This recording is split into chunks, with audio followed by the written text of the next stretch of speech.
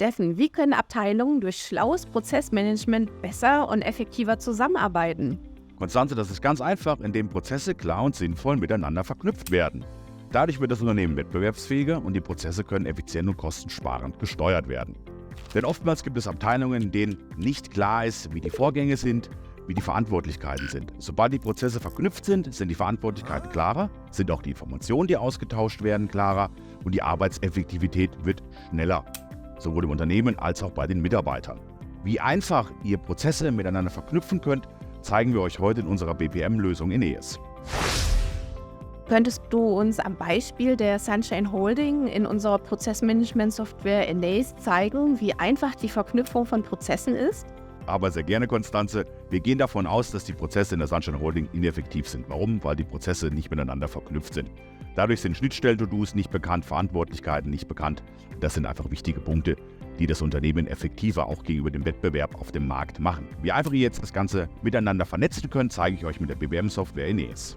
Die Sunshine Holding hat sich entschlossen, unsere Software Aeneas einzuführen. Das übergeordnete Ziel, das sich die Sunshine Holding damit gestellt hat, ist einfach, die Organisation effizienter aufzustellen gegenüber dem Wettbewerb. Ich zeige euch jetzt, wie wir die Prozesse, Softwareauswahlprozess sowie Rechnungsprozess und Implementierungsprozess sinnvoll miteinander vernetzen. Die Sunshine Holding hat sich ja bereits für Aeneas entschieden. Wie der Entscheidungsprozess abgelaufen ist, von Softwareauswahl bis Bestellung, will ich euch heute einfach mal zeigen. Ich modelliere die Prozesse mit euch mal zusammen durch und dann vernetzen wir die auch miteinander, sodass dann alle Informationen dementsprechend auch visualisiert werden. Wir starten jetzt einfach mit der tabellarischen Modellierung. Das geht am allerschnellsten im Aeneas. Und zwar starten wir hier mit dem Softwareauswahlprozess. Das ist in dem Fall ein Prozess, der in den globalen Prozessen liegt und ein Supportprozess ist.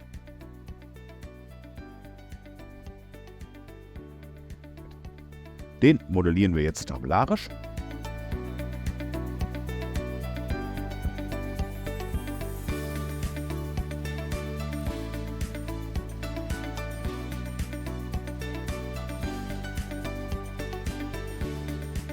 Also wie ihr seht, habe ich jetzt als allererstes den Softwareauswahlprozess aufgenommen, weil damit startet für gewöhnlich immer die Auswahl einer neuen Software.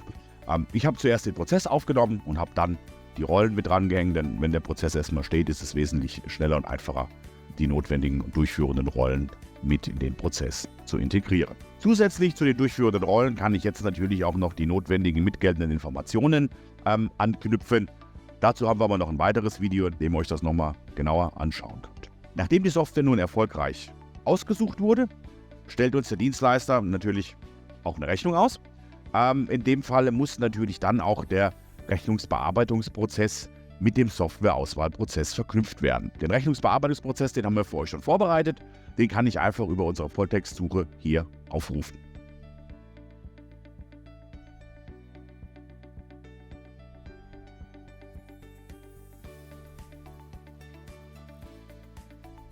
Nachdem nun die Rechnung bezahlt wurde von uns, stoßen wir jetzt unseren internen Implementierungsprozess an. Den wollen wir auch nochmal gemeinsam aufnehmen und das zeige ich euch jetzt auch nochmal.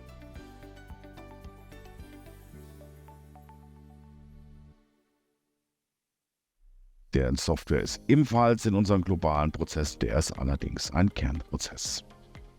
Auswählen und weiter. Und den fassen wir auch tabellarisch.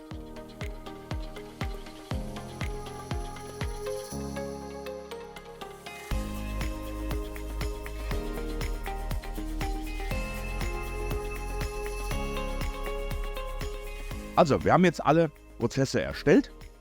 Das hat auf jeden Fall schon mal einen Mehrwert, denn die Informationen sind jetzt im System vorhanden. Und jeder kennt seine Verantwortlichkeiten in den einzelnen Prozessen.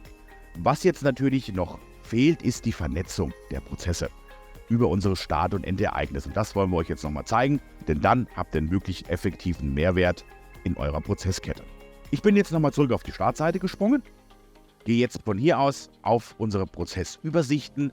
Denn hier erkenne ich relativ schnell, welche Prozesse ich neu angelegt habe. Hier haben wir nämlich schon direkt in der Gesamtübersicht unseren Software-Implementierungsprozess als Kernprozess und unseren Software-Auswahlprozess als Supportprozess. Mit dem starten wir auch und verknüpfen dann die Prozesskette miteinander. Einmal auf das Endereignis klicken und hier vorne können wir jetzt relativ simpel unsere Prozesse verknüpfen. Hier haben wir unseren Rechnungsbearbeitungsprozess.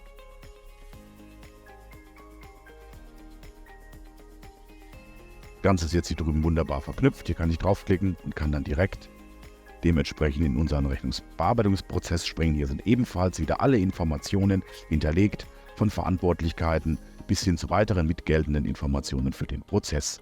Hier sind wir jetzt noch nicht fertig. Wenn die Rechnung verbucht wird, starten wir dann nämlich mit dem Software-Implementierungsprozess. Und dann haben wir das. Und dann kann ich von hier in die Software-Implementierung starten.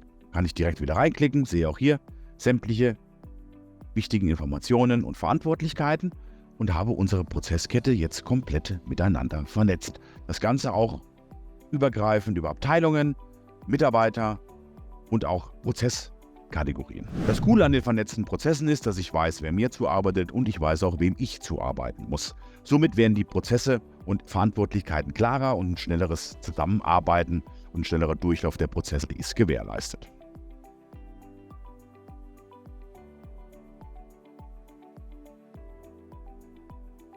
Welche konkreten Fragen sollen wir als nächstes beantworten?